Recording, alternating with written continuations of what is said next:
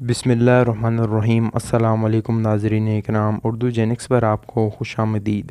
تین قبروں کے حالات۔ پیارے دوستوں، یہ تین بھائیوں کی ایک سچی کہانی ہے۔ پرانے وقتوں میں ایک بستی میں تین بھائی رہتے تھے۔ ان میں سے ایک بڑا عہدیدار تھا جو بادشاہ کے ساتھ رہتا تھا اور شہر و لشکروں کے انتظام پر مامور تھا۔ دوسرا ایک مالدار تاجر تھا، وہ بھی بادشاہ کے خاص لوگوں میں سے تھا۔ تیسرا ایک عبادت گزار آدمی تھا جو عبادت کے لیے اپنے آپ کو فارغ کیے ہوئے تھا۔ اس عبادت گزار کی موت جب قریب آئی تو اس کے بھائی اس کے پاس جمع ہو گئے اور کہا، اے میرے بھائی، آپ کو کچھ وصیت کرنی ہے تو وصیت کر دیجئے۔ اس عابد آدمی نے کہا، کیا وصیت کر لوں؟ اللہ کی قسم، میرا کوئی مال نہیں ہے کہ میں وصیت کروں، نہ میرا کسی پر قرض ہے جس کے لینے کی وصیت کروں۔ میں نے دنیا میں کوئی چیز نہیں چھوڑی جس کے لوٹنے کا اندیشہ ہو۔ عہدیدار بھائی نے کہا، اے میرے بھائی، یہ میرا مال تیرے سامنے ہے، اس میں سے جو چاہو کہو اور جو دل چاہے وصیت کرو۔ اس آدمی نے اپنا رخ پھیر دیا۔ تاجر بھائی نے کہا، میرے بھائی، تجھے میری کمائی اور کثرت دولت کا پتہ ہے۔ شاید تیرے دل میں کسی بھلائی کا ارمان رہ گیا ہو جس کو مال خرچ کیے بغیر حاصل نہ کیا جا سکتا ہو۔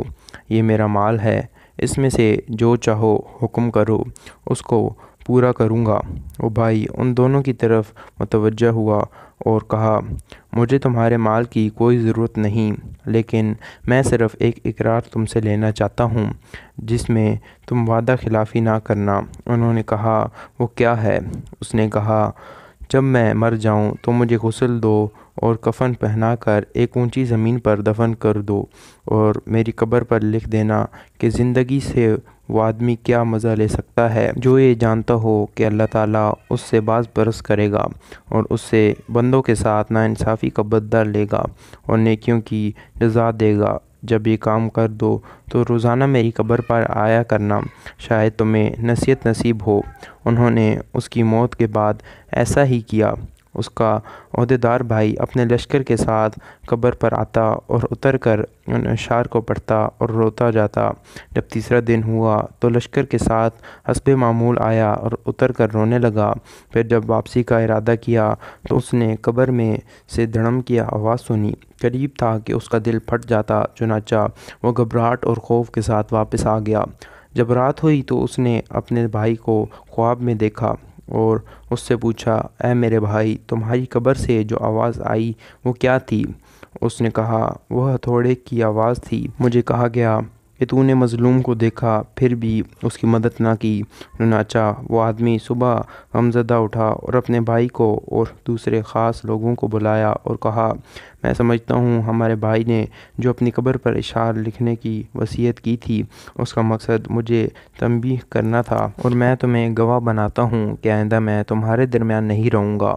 چنانچہ اس نے عمارت چھوڑ دی اور عبادت میں مشغول ہو گیا۔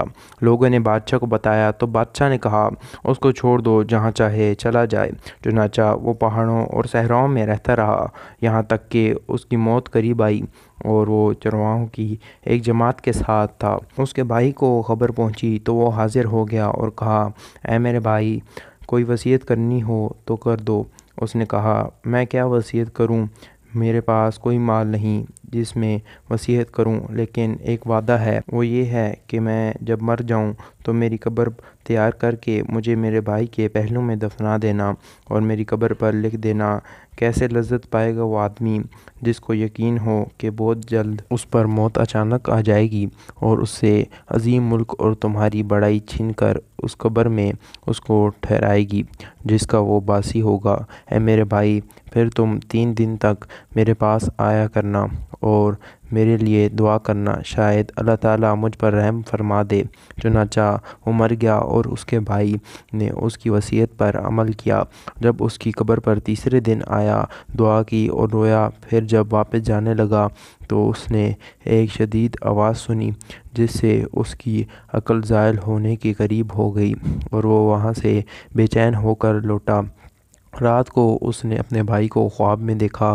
اس نے کہا، میں نے جب خواب اپنے بھائی کو دیکھا تو اس کی طرف لپکا اور اس سے پوچھا، کیا تم ہماری ملاقات کے لیے آئے ہو؟ اس نے کہا، ملاقات تو بہت دور ہے۔ میں نے کہا، میرے بھائی تیرا کیا حال ہے؟ اس نے کہا، خیریت سے ہوں۔ توبہ کتنی خوبیوں اور بھلائیوں کی جامع ہے۔ میں نے کہا، دوسرا بھائی کیسا ہے؟ اس نے کہا، وہ تو نیک پشاؤں کے ساتھ ہے۔ میں نے کہا، ہمارا حال کیا ہوگا؟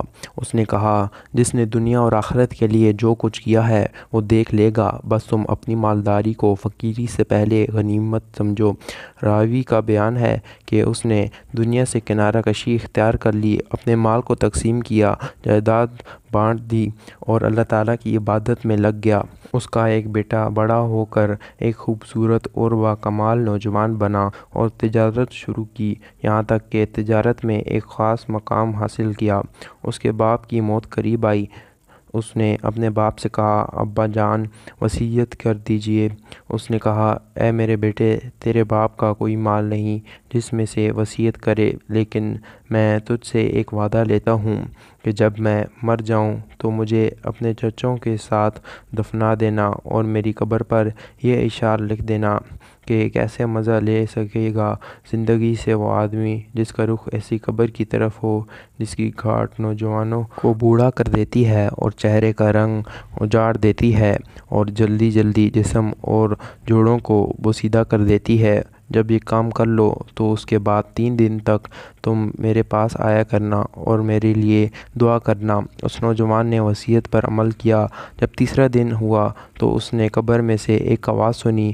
آواز اتنی شدید تھی کہ جس سے اس نوجوان کی جلد سکڑ گئی اور رنگ اڑ گیا اور اس پر بخار چڑھ گیا اور وہ گھر واپس آ گیا۔ رات کو خواب میں اس کا باپ آیا اور کہنے لگا، میرے بیٹے، تم ہمارے پاس آنے سے نزدیک ہو اور موت قریب تر ہے، بس تم اپنی سفر کی تیاری کر لو اور کچھ بندوبست کرو، اپنا سامان اس گھر سے باندھ دو جس سے تمہیں نکلنا ہے، اس گھر کی طرف جس میں تمہیں جانا ہے، اور دھوکے میں نہ رہو کہ لمبی لمبی امیدیں لگا کے جیسا کہ تم سے پہلے لوگ دھوکے میں رہے اور اپنی آخرت کے معاملے میں کوتاہی کی۔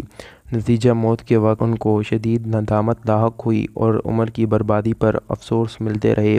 چنانچہ نہ ان کو افسوس نے فائدہ پہنچایا اور نہ ہی کوتاہیوں پر شرمندگی نے ان کو اس شر سے نجات دلائی جس کا وہ سامنا کریں گے قیامت کے دن اپنے بادشاہ کی طرف سے۔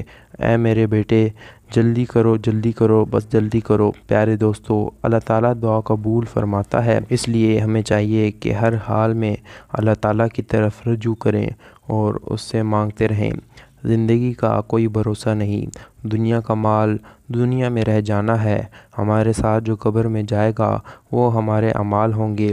لہٰذا اللہ نے ہمیں موقع دیا ہے، ہمیں وقت دیا ہے کہ دنیا میں اچھے اعمال کرو، اچھے کام کرو تاکہ قبر میں وہ تمہارے کام آئے۔ ویڈیو دیکھنے کا شکریہ۔